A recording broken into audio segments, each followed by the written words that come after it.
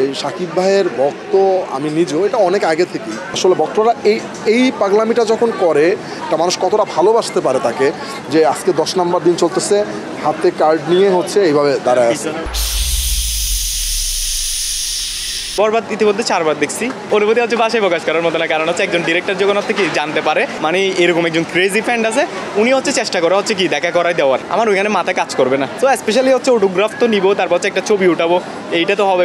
আমি দেখা করা দিতে পারবো কিনা এটা আমি জানি না, তবে ভাইয়ার সাথে আমার মাঝে মাঝে কথা হয় আমাদের সিনেমার ব্যাপারে।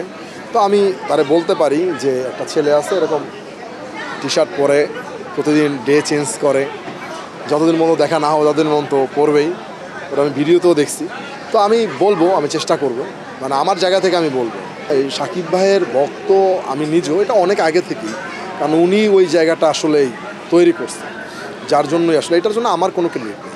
আমি বিশ্বাস করি, আমি মনেও করি এটা অবশ্যই ভালো লাগতেছে। এটা তো আমাদের প্রাউড ফিল করার জায়গা যে আমাদের দেশে এমন একটা মেগাস্টার আছে, এমন একটা হিরো আছে, যার জন্য ভক্তরা এই পাগলামিটা যখন করে, একটা মানুষ কতটা ভালোবাসতে পারে তাকে, যে আজকে 10 নম্বর দিন চলতেছে, হাতে কার্ড নিয়ে হচ্ছে এইভাবে দাঁড়ায় আছে পিছনে, এই যে বরবাদ।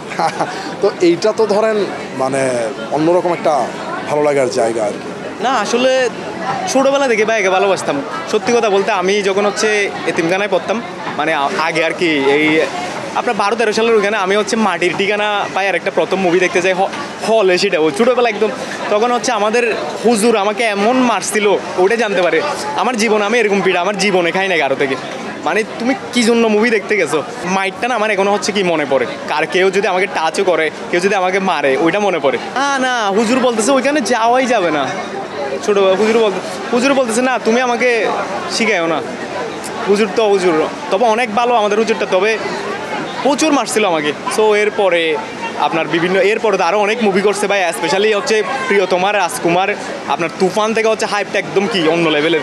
আর বরবাদ তো সব কিছু বরবাদ করে দিছে, এটা বলতে হবে না, বরবাদ একদম সব কিছুকে বরবাদ করে দিছে। এটা অনুভূতি ফেবিউলাস বলতে গেলে, একদম অনেক অনুভূতি হচ্ছে ভাষায় প্রকাশ করার মতো না, কারণ হচ্ছে একজন ডিরেক্টর যখন হচ্ছে কি জানতে পারে, মানে এরকম একজন ক্রেজি ফ্যান আছে, উনি হচ্ছে চেষ্টা করে হচ্ছে কি দেখা করাই দেওয়ার। বিকজ হচ্ছে ওনাদের মুভিরই তো হচ্ছে দিন শেষে একটা প্রচার, মানে ওনারাই হচ্ছে যদি এরকম ফ্যানদেরকে হচ্ছে কি মিট করাই দিতে পারে অথবা মিট করাই, এটা হচ্ছে ওনাদেরই একটা কি। তো হৃদয় ভাই তো অ্যাবসোলিউটলি হচ্ছে কি ব্রিলিয়ান একজন ডিরেক্টর।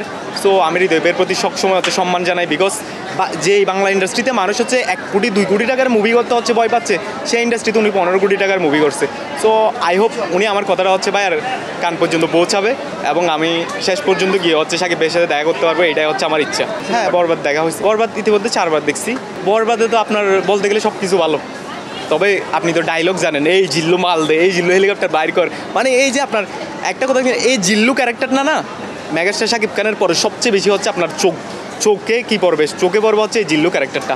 এত আমেজিং অ্যাক্টিং করছে এই পোলা, বলার মতো না, অসাধারণ। এর আগে তো হচ্ছে আপনার তুফানেও হচ্ছে ভাই আর কি ছিল একজন অ্যাসিস্ট্যান্ট, মানে ছিল আপনার কি বলে পিএস ছিল, কিন্তু এই জিল্লু ছেলেটা পুরা কাঁপাই দিছে আপনার।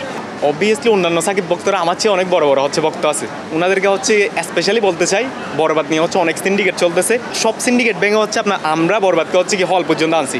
এখন পালা হচ্ছে আগামীতে যেসব সিন্ডিকেট চলবে এগুলোতে হচ্ছে রুখে দিয়ে বরবাদকে হচ্ছে আপনাদের দেখা, এবং আপনার পাশে যারা আছে তাদেরকে হচ্ছে বরবাদ দেখতে নিয়ে যাওয়া, এবং আপনাদের সবার জন্য হচ্ছে ভালোবাসা। ধরেন আমাকে আগামীকালকে, আজকে কেউ খবর দিলে আগামীকালকে দেখা হবে, আমি যদি একটা নোটে লিখেও নিয়ে যাই, আমার ওইখানে মাথা কাজ করবে না।